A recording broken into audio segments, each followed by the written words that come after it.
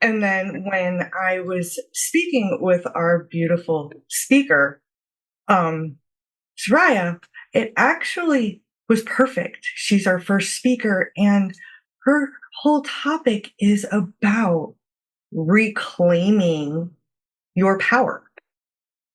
So it must have been kismet. I the goddess, she was smiling down on my creative genes and everything, because I wasn't even thinking about like who my first speaker was or anything. I wanted to emphasize the whole taking your power back. You don't have power over me. You know, my ex doesn't have power over me. My stepdad doesn't.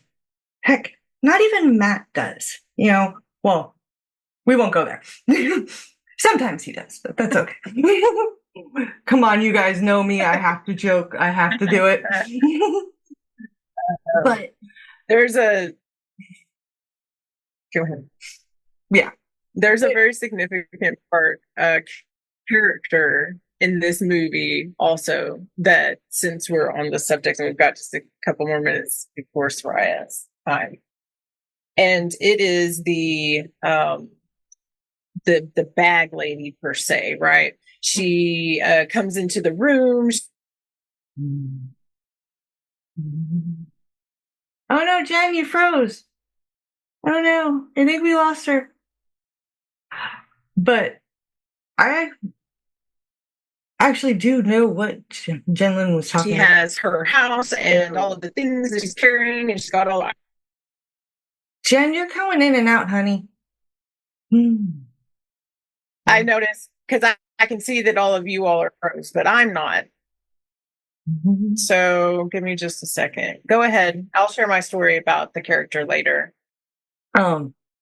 You love the bag lady, and I will not lie. Ludo is one of my favorites. Ludo, he's so cuddly, and the fact that he can call the rocks and everything. And,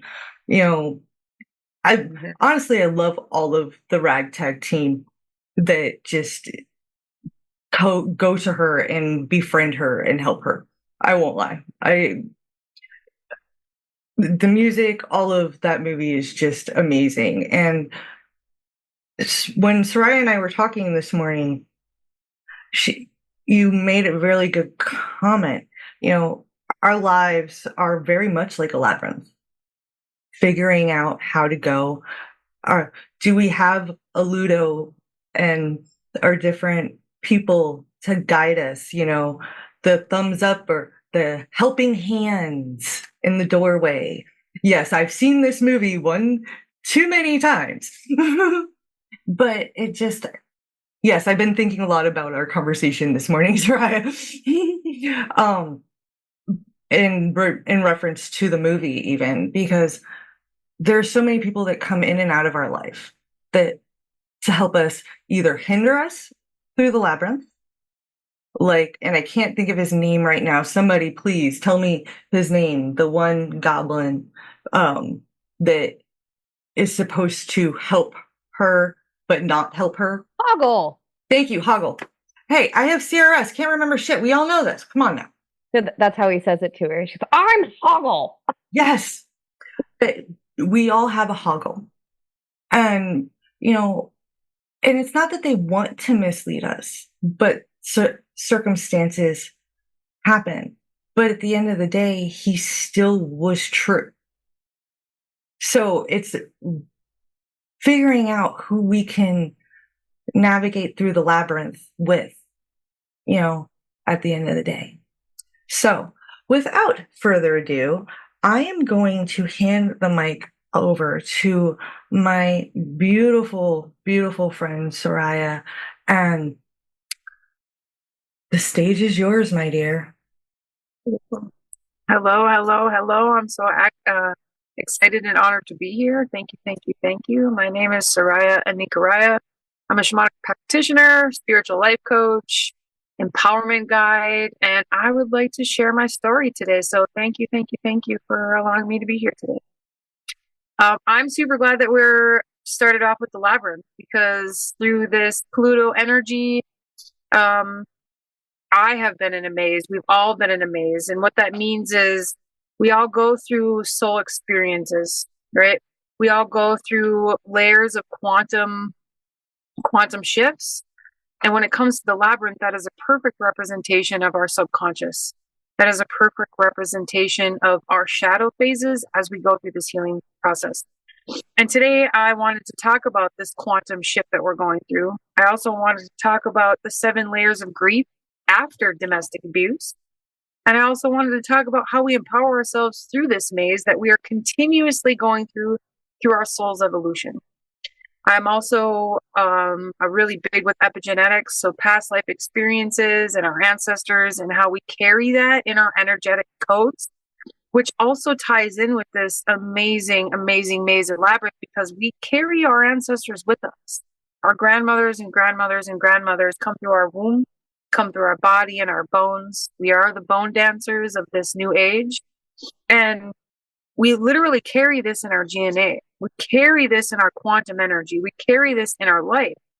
And when it comes to domestic abuse, we carry that with us. We chose that in our soul's path to free ourselves now and forever through this quantum evolution we are experiencing as we step into a new evolution of this earth, a new it's the age of Aquarius, but how do I break that down, right? Breaking that down to the freedom of our souls through so many past life energies. And that is a representation of this maze. And in every historical culture, there is some sort of maze that is represented through this soul's journey, which is absolutely amazing. There is even a Christian temple that has this huge maze on the floor. And I was like, even in Christianity, it is used as part of this soul's evolution, right? But how do we get there when we have experienced this domestic abuse, when we've experienced trials, tribulations, pains through this soul's journey? And I'm like, how do I bring this into accountability? When we're bringing it back to the labyrinth, which is one of my favorite movies, absolutely amazing. We were talking about Hoggle, and we were talking about Ludo. We were talking about the helping hands. What if these are all pieces of ourselves tripping us up or guiding us through our own darkness, fear, limitations, and the subconscious patterns that we hold in our brain? Now, getting back to a little bit of my story, I don't like to use the word survivor because we're thriving, right? We're thriving now. I've experienced domestic abuse throughout my whole life and sexual abuse throughout my whole life.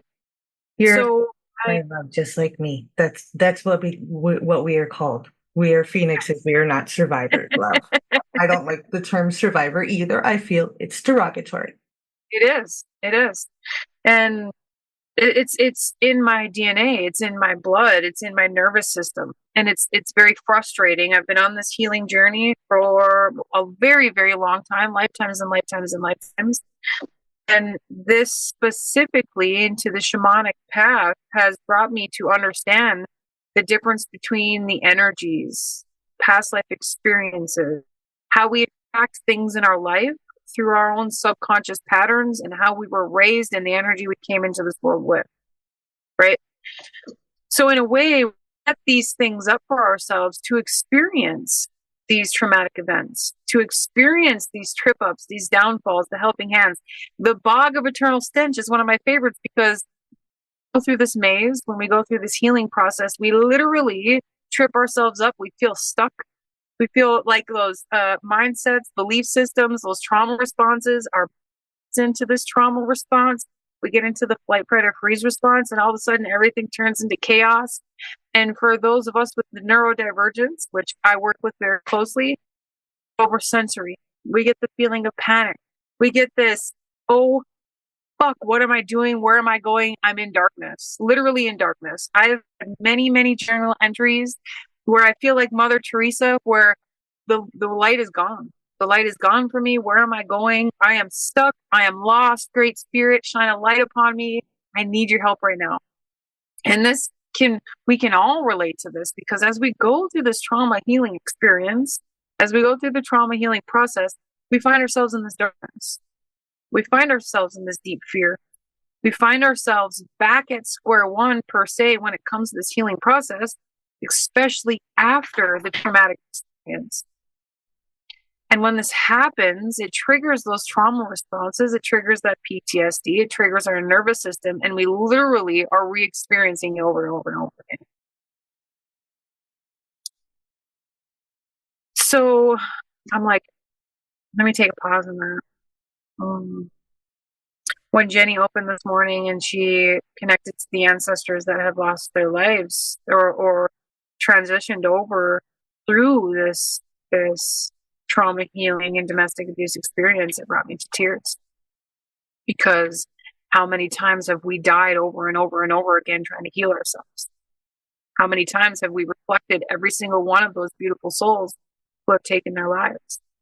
How many times have we put ourselves on the chopping block in the bog of eternal stench, trying to rebuild ourselves after domestic abuse? These are all parts of this quantum maze that we are healing through, that we are constantly bringing ourselves through as we go through this healing process.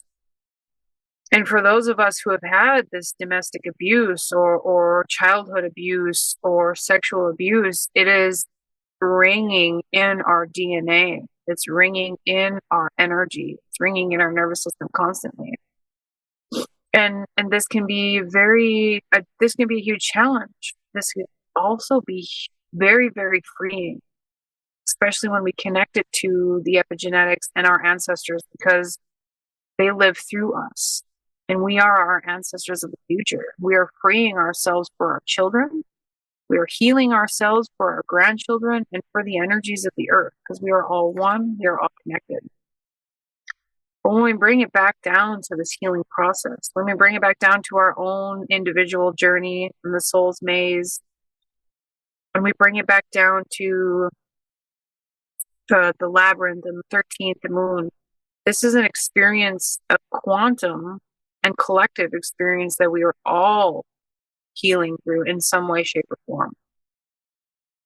Every single one of us is healing from some sort of big T or little T, mindset, belief system, fear, loss, grief. This is a collective healing process. And when we bring it back to the labyrinth, when it brought it to the 13 numbers on the clock, we are reminded that this is a quantum earthly experience. This is a collective earthly experience. So sometimes when we feel small, or when we feel tied up in our own helping hands, as we'd say, when we feel stuck, when we feel trapped, when we feel lost or lonely, where the hell am I going, Great Spirit? We have to remember that this is a collective experience. And when we choose to step in and heal, when we choose to step in and do the shadow work to heal those parts of ourselves, to integrate the inner child, to integrate our empowerment, we are doing that for our ancestors, we're doing that for our children's children, and we're doing that for the collective. So we can get back to the 13th moon, so we can get back to the 13th sun. And that's a huge topic for another day. I will probably share that eventually, but just to plant a seed of hope, renewal, and transformation, we are all on this healing path. We are all on this journey. And how can we support each other, and how can we support ourselves as we free ourselves from these quantum entanglements that we are currently tangled in? Now, I wanted to share a bit about the 7 stages of grief after the abuse, after the healing process. And this can go for any part of our journey, but I really wanted to bring it into the empowerment of our path through domestic abuse, our path through any sort of abuse, sexual abuse, bosses, bullying, all of the above. We go through 7 layers of grief and 7 layers of empowerment.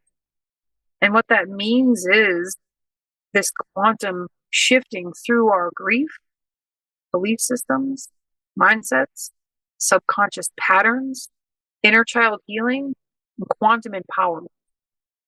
Now, quantum empowerment is one of my favorites, and we will get to that at the end.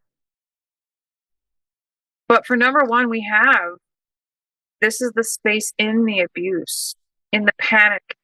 Who am I? The can or can't paradigm. We're in the space of can I, can't I, can I, can't I? Who the hell am I, and why am I still doing this? It doesn't feel good. It doesn't look good. It feels icky, right? We're in the space of feeling stuck or trapped. How many times have we experienced this in our life, and not just in domestic abuse, through quantum shifts, through energy shifts, through changes in relationship, family members, mental abuse, all of it, even our own shifts. How many times have we experienced this can't or can't paradigm? It's the pendulum of who we truly are and who we are stuck in living and being, right? We're here to change. We're here to be the change of this world. And in order to do that, we're really shifting ourselves into more authentic, wilder versions of ourselves, which is super beautiful. But when we wake up and something doesn't feel right, I just don't like the way my living room looks. Okay. Sometimes we have that experience within ourselves. I don't like the way this feels anymore. There is the epitome of change. That is the standing point of empowerment, because then we are taking the power back into our own hands and saying, I don't like this anymore. I'm going to change it. Take a wrecking ball to the house and rebuild something. We do the same thing within ourselves. We do the same thing in our energy and our emotions and our internal dialogue. We take that wrecking ball and we're like, this just doesn't fit anymore. I do not like this. How many of you have experienced that, especially through domestic abuse and through your own life? Like, it's such a huge pivoting point, because we're deciding that we want something more, that we deserve something more. I am worthy of something more, and I am the change that I seek. It's absolutely beautiful, and it's super, super empowering. And then number two is the aftermath. The identity crisis. We've made the shifts. We've brought through the wrecking ball. We've smashed things out. The living room is a fucking chaotic mess. Your house is a mess. Your internal house is a mess. Now what? Who am I? Who am I? Like a moment of silence in that space, because a lot of times when we get into this healing process, trauma abuse healing process, we get confused in that space of who am I, because for so long we've been living up to somebody else's requests, needs. We're trying to live and be what somebody else wants us to be. So after the stage of the wrecking ball, we get into the space of identity crisis of who am I, because we come to this space within ourselves. Who am I? Really, who am I? And I see this time and time again. A lot of my clients, like, I'm going to cry because domestic abuse has been such a huge part of my life. And I still have people in my family who are in the space of who am I? And they pivot back and forth between the wrecking ball and the who am I identity crisis. And that becomes that paradigm that they're in. And sending love to that space, because that's one of the hardest spaces to break out of in the 7 levels of grief. Because we forget who we are. We forget divine souls. We forget that we are warriors. We forget that we are empowered through our ancestors. We forget that we are empowered through our soul and light and the stardust that freaking flows through us. Excuse me. And a lot of times we pivot back and forth between that space. And some of us in that space, and that's beautiful and perfect. And some of us are stepping through that space into that space of empowerment. That is the most scariest place to be. Who hands up? Because who am I? And then not only that, who am I? Where am I going? How am I going to do this? Because when we're in a domestic abuse experience, they strip you of everything. Your identity, your money, your confidence. Now, how am I going to make money? How am I going to support myself? How am I going to support my children? Right? So it's such a scary place to be. That's why it's so easy to get entangled in that space, because who am I? And they strip you of that.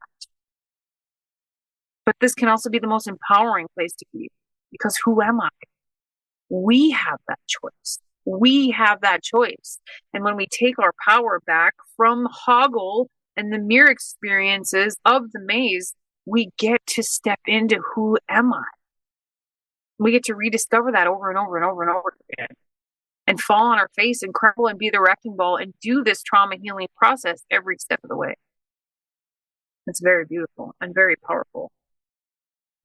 Now, number 3 is the restructure. Restructuring our path through the mental health, through the mindsets and belief systems. We crumbled, we fell apart, and we decided to make a change. Now we get to restructure that.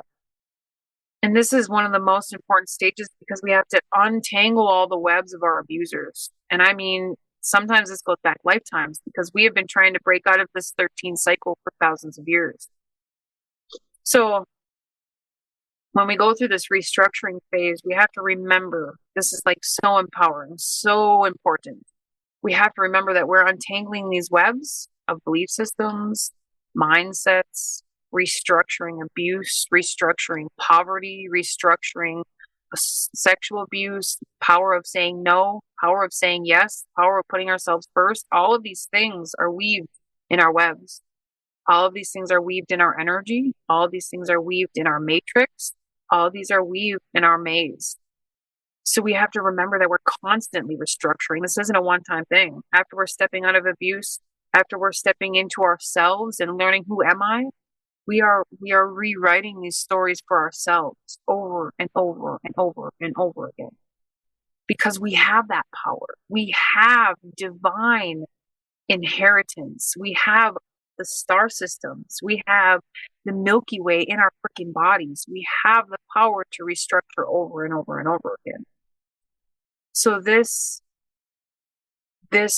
freedom journey is so much bigger than just stepping out of an abusive relationship. This becomes lifetimes. We have been chosen to carry the codes of the ancestors. We have been chosen to carry the wounds of the ancestors so we can reweave these webs, so we can untangle ourselves from these quantum experiences.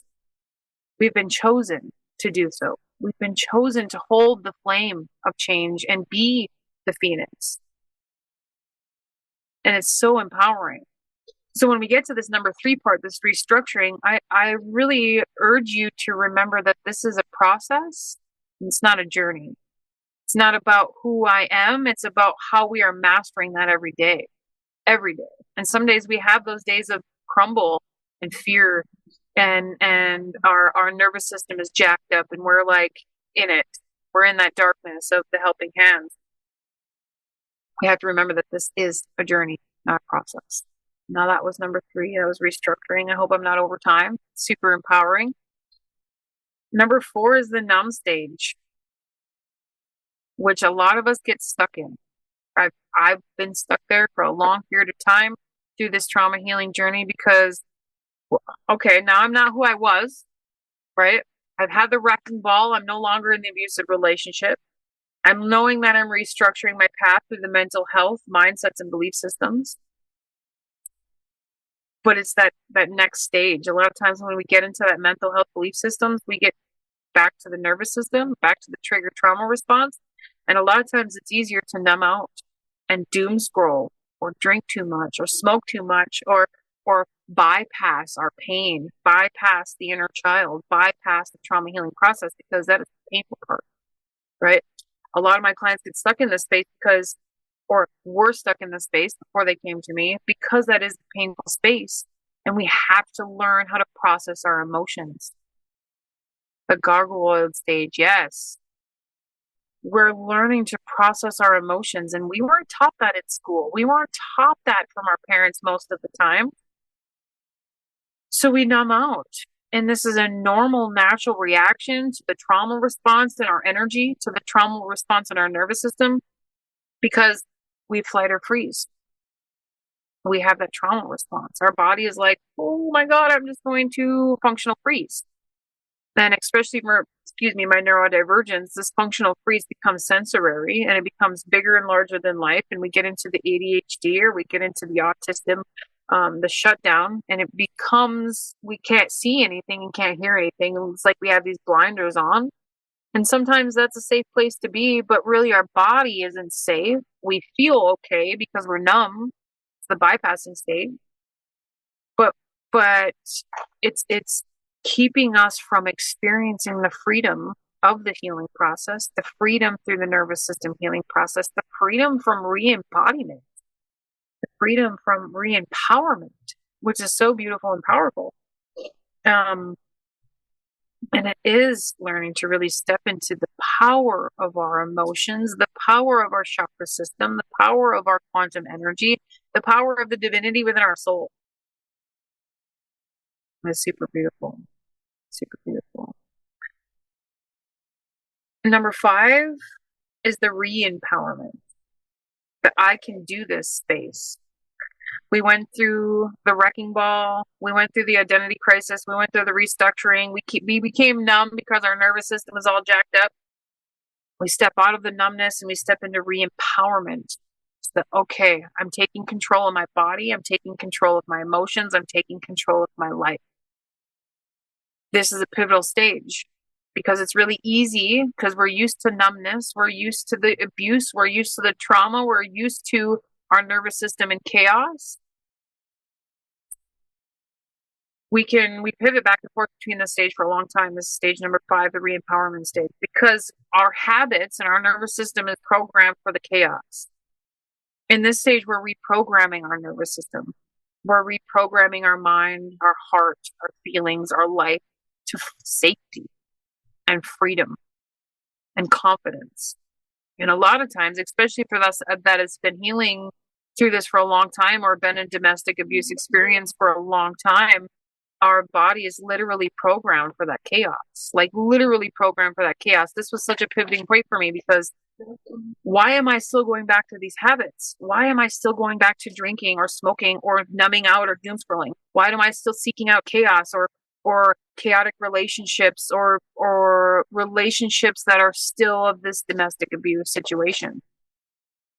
Our nervous system is programmed for that space of chaos. So this is like a huge space of not just re-empowerment, but remembering that I am making change. I'm doing the things to create change and healing. I'm doing the things to support myself, to love myself, to create safety in my body. And we have to remember that when our nervous system is programmed to the chaos, it takes time to release those energetic codes in our nervous system. It takes time to restructure the nervous system, to release the energy that we've carried for lifetimes through our ancestors and through our quantum experiences. This is where the shamanic practitioner part comes in, because a lot of times we miss that step of the nervous system, and we miss that step of the chakras, and we miss that step of the spiritual cleansing part of our energy. When I had that aha moment of the nervous system carries the chaos from the past, I was like, duh. Okay? It was no longer, why can't I? I'm a failure. I'm in shame. I'll never be good enough. It was no longer any of those I'll nevers or why can't I's. Instead, it was a complete and total human experience and mechanics of our body. It's freaking so freeing. Because sometimes, no matter how empowered you are, no matter how masterful you are, no matter how much you're stepping out of addictive habits, patterns, chaotic relationships, those energies are still there. And we still fall into that space. And a lot of times we get into the shame and blame of ourselves. A lot of times we get into the I'm not good enough or unworthiness. And this is a pivotal place to be, because our body is healing those spaces and we're genetically releasing those spots in our energy. It's super empowering. And through this trauma healing journey, we have to remember that our body is used to and addicted to chaos. It likes the stress cortisol. It likes the dirty habits. It's interesting that the word dirty came through, right? Because that's what we're used to. And especially for those of us that have had to deal with childhood trauma, because when we are from the ages of 0 to 7, our body is programmed to everything we are experiencing in our life. And for some of us, that's not a very good space. Sometimes some of us, it's not a very safe place. We're groomed. I like that. We're groomed. Yes, I like that. That is a perfect word. And that can be heart-wrenching. But it's also very empowering, because addiction and domestic abuse is such a big part of this healing process, and empowering ourselves to step out of that and become something new. Yes, the roar. Yes. To become something new, to be something new, and to be the change this world needs. And a lot of times it's really easy to get stuck in those layers of grief and get stuck in those layers of addiction or trauma. And that's part of the process of healing. So that was number 5. That was the re-empowerment. I can do this stage. And this one's number 6. Remember, this is the 7 layers of grief through a trauma healing process. This one is laying new lines. Now we went through the wrecking ball, the abuse, the identity crisis, the restructuring, the numbing stage, the trauma response stage, re-empowerment. Now number 6 with the laying new lines. This is where change truly happens. We went through the nervous system healing. These are key parts of my coursework that I share, and a lot of the empowerment stuff that I share in my group. Feel free to check that out. I'm sure Crystal will share all of that information. This is laying the new lines, quantum healing. Now, this isn't just quantum energy. Quantum energy is all the mirror dimensions of ourselves, where we are operating different energy frequencies, lifestyles, all of the above, but also through our nervous system. Our nervous system is the key to genetic healing. It is the key to epigenetics. It is the key to ancestral healing. It is the key to quantum healing, because our nervous system is our tree roots. If you look at a picture of the nervous system and a look at the picture of the roots of a tree, they are one and the same, which is super, super sexy. When we break it down into something so simple as it is our tree roots, it is our energetic connection to the earth, it is how we connect to the world around us, and it is how we connect to the earth. When our nervous system is holding those codes of pain, trauma, abuse, we are naturally holding those codes of pain, trauma, abuse. So that is the cycle that we are repeating ourselves in. It's in our energy. It's in the nervous system. When we go through this laying new lines, healing the nervous system, retracting and rewriting these energetic codes, we are literally upgrading our energy. We're literally connecting to health, wealth, and abundance. We're literally connecting to new love, new relationships, new friendships, new cars, new lifestyles. Like, it is huge. And it all starts with the connection of our nervous system, and the connection of our nervous system as the tree roots, because we are all energetically connected. And if we break down a little further, the mycelium that is connected to every part of, which is like our cells, our mycelium, our cells are the tree roots. When they're energetically connected, they're communicating back and forth. I get into the nerdy part of this because mycelium is one of my absolute favorite topics. It communicates to every part of our cell, every part of our bones, every part of our energy. So when we have cancer, pains in our bodies, all these different health codes that we carry in our body, it is literally connected to the nervous system and those deeper parts that we carry from lifetimes and the abuse we have experienced in this lifetime. I know that I could get really deep in that. I can really geek out, but the nervous system is one of my favorite parts of this healing process. And yes, the mycelium is the network that supports that. Let me geek out for a second with the mycelium. It's one of my favorite topics. Like the myceliums of the forest, they go 300 square feet in one area. 300. There's even mycelium in the desert. Super beautiful. The mycelium communicate with each other to tell a tree when to feed another tree or when to let a tree die. It also helps tell them that this tree is ready to die, to stop giving it food so it can pass over to the other side. It is absolutely amazing. This network that is connected to everything of the earth is the same thing we carry in our genetics, in our cells and DNA, and that's the same thing we carry with each other. So when we are attracting messed up relationships, or when we're attracting health, wealth, and abundance, these things are genetically connected to our nervous system and our cells. It's very, very beautiful. It's very, very exciting. So that was number 6. That was the quantum jumping, laying new ley lines. It's very, very beautiful. Now, this whole thing that I've been sharing is the process of healing through domestic abuse, through trauma healing. And this last and final one is the most important and the hardest one to do for any age, any level, no matter how awakened you are or how even at the beginning of the journey, because It is surrender and trust. And for those of us who have experienced past trauma of any kind, this is the hardest because we are releasing control and we are submitting, which for me, that was a very hard word to use for a very long time, especially through the trauma healing and a domestic abuse relationships, because how can you submit to something you don't feel safe with? That's why this is number 7. It's the last and final step of quantum jumping and deep divine healing.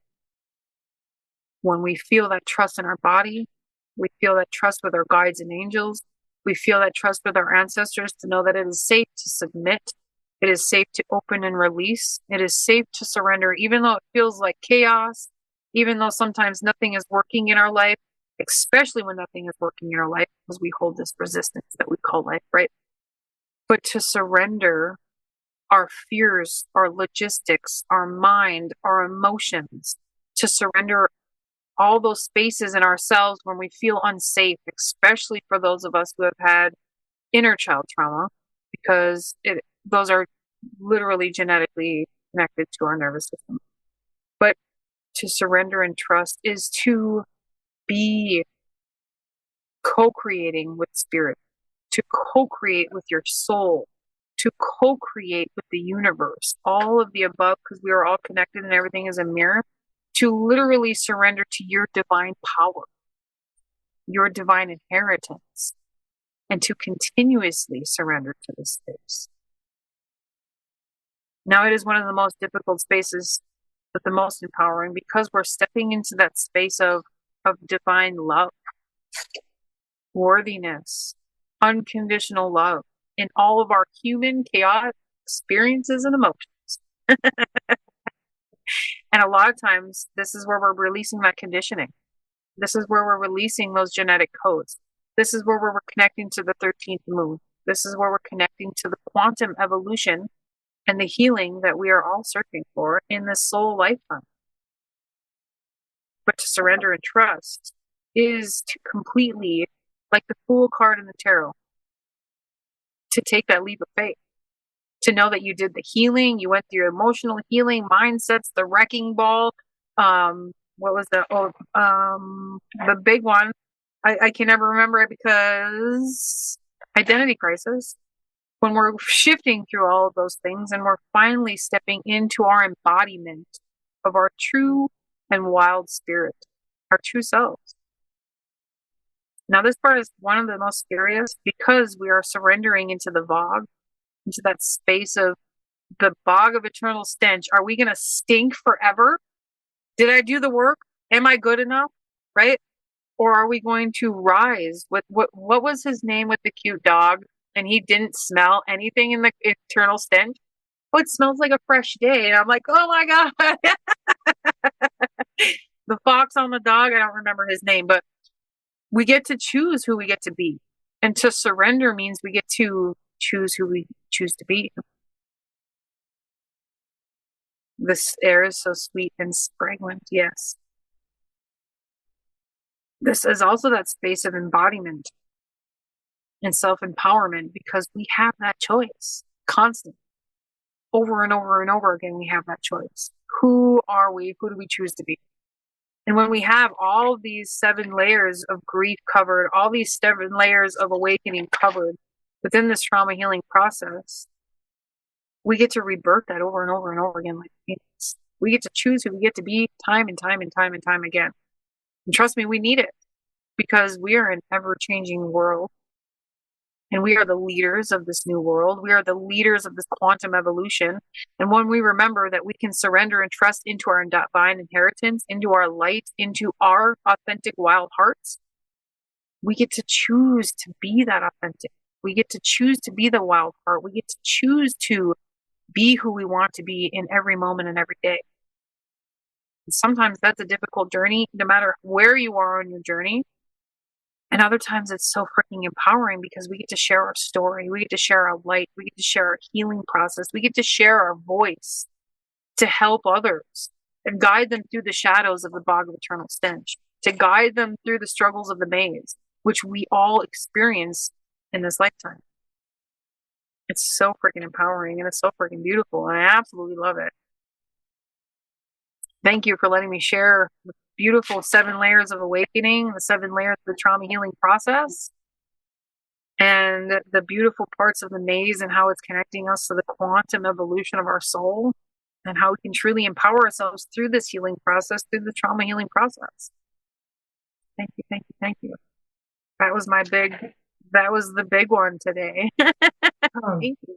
Just to let you know, Kara did put the name of that particular character in the chat. It's Sir Didymus.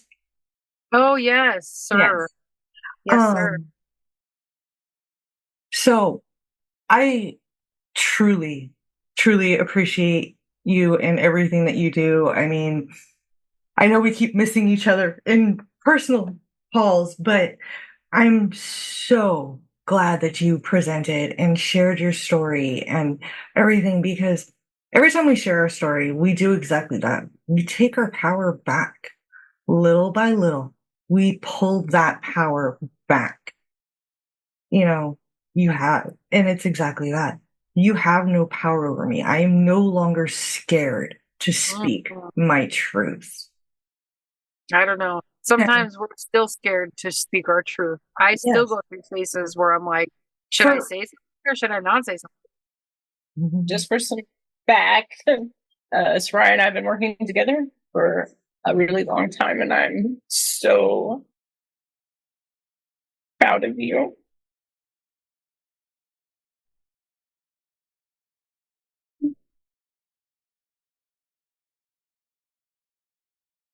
You have grown and evolved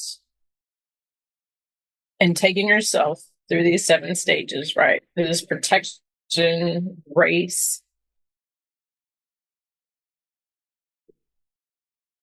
and you really have become the light of 1,000 stars.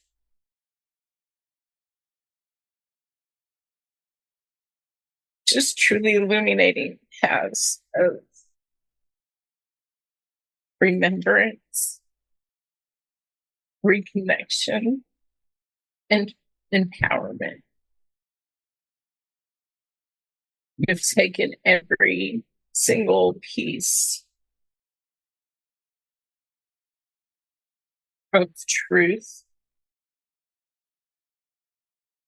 of birth, of creation, of destruction, and just melted it into this beautiful, divine presence. And I'm so grateful to you to still be witness. And I love you so very deeply. Thank you. Always. You inspire me. You motivate me. You change me. For that, thank you. That made me cry, Jen. Thank you. The when we step into the role of a healer, leader, high priestess, shamanic practitioner, we do truly embody every single step, like embodying every layer and level of the 4 cardinal directions and of the medicine wheel, or the 8 spokes of the wheel, and then on a quantum level. And then thank you. Thank you. Thank you. Thank you. I actually had a dream the other day of birthing golden Buddhas, birthing them over and over and over again. And it was very beautiful and empowering to not just be the Buddha with the muddy structure, but to birth the golden Buddhas of this new age, of this new energy, of this healing process that we're all experiencing. Thank you, Jenny, for being such a huge part of my journey. For without you, I would not be me. Thank you.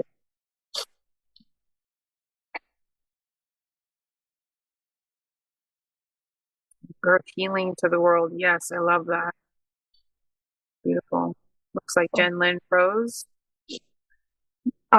Sharon does have her hand up to say, ask a question or say something, and then I would like to introduce our next speaker because I've got a special introduction coming for him as well, and it is almost his time here as well. So, Sharon, go ahead, honey. Thank you, Crystal. Saria, there is so much I want to say, but in the interest of time, I'm going to try and make it very succinct. I haven't known you for a long time, but I feel like I've known you forever. You are one of the most beautiful souls and people that I have ever been blessed to connect with, and the impact that you have had on my life in the short time that we have known each other is beyond words. And I just need you to know how grateful I am for you and how moving and impactful your presentation was this morning. I'm hoping to get my hands on the recording because I want to be able to really lean into it. And I just wanted to come on here, and I'll finish this conversation with you another time off the Zoom. But I just needed you to know how much I love you and I appreciate you, and I am glad you're here. Thank you. Thank you. I appreciate you as well. Beautiful and amazing souls. You're a beautiful guide to all of us. So thank you again. My name is Saria Nicaraya. I am the founder of Seeds of Divinity. I'm a spiritual life coach, shamanic practitioner. I go through these 7 layers of the healing process and many other trauma healing, ADHD, and neurodivergent healing processes in my group, on my page, and some of the things I offer. Feel free to check me out. I'm sure Crystal will be more than happy to share it with you. And as always, I am honored and excited and blessed to be here, beautiful souls, and to share my journey and medicine with all of you. Bye. We love you, and put your link in the chat. In fact, everybody, put your social links in your chat, websites, so that we can all connect and support each other.